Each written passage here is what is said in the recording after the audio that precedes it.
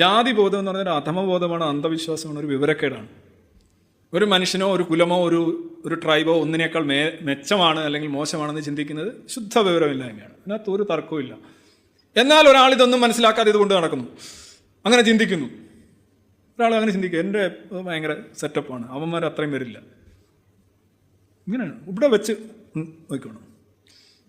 പുറത്തേക്ക് വന്നാൽ അവനെ ശിക്ഷിക്കണം, അവനെ മാറ്റി നിർത്തണം, അവനെ ബഹിഷ്കരിക്കണം, എല്ലാം ശരിയാണ്. പക്ഷെ അവനൊരുത്തന് ഉള്ളിൽ എന്തെങ്കിലും മനസ്സിൽ അങ്ങനെ കൊണ്ട് നടക്കുന്നു, അതിൽ അനുസരിച്ച് ജീവിക്കുന്നതിന് നമുക്ക് എന്ത് ചെയ്യാൻ പറ്റും? അങ്ങനെ ഏതെങ്കിലും കാര്യത്തിന് നമ്മൾ ശിക്ഷിക്കുന്നുണ്ടോ ഈ സമൂഹത്തിൽ? അവൻ എങ്ങനെയായിരുന്നു നോക്കിയെങ്കിലും അവൻ്റെ ഉള്ളിൽ മറ്റേതാണ്. ലെവൻ അങ്ങനെ വരേണ്ടതല്ലേ?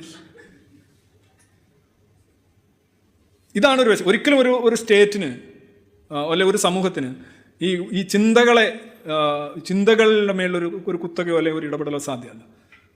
അത് തെറ്റായ ചിന്തകളാണെന്ന് അറിഞ്ഞുകൊണ്ട് നമ്മൾ എങ്ങനെയാണ് പരിഹരിക്കേണ്ടതെന്ന് പറഞ്ഞാൽ നമ്മൾ ഈ നടത്തുന്നതിനുള്ള ഈ ബോധവൽക്കരണങ്ങളും പഠനങ്ങളും വിദ്യാഭ്യാസ പരിപാടിയാണ് ഇത് വേണ്ടത്. അതിലൂടെയാണ് ആളുകൾ തിരിച്ചറിയുന്നത് ഇത് വളരെ മോശമാണ്, ഇതിന് മാറ്റേണ്ടതാണ്. അതാണ് ഇതിനൊരു സൊല്യൂഷനായിട്ടുള്ളത്.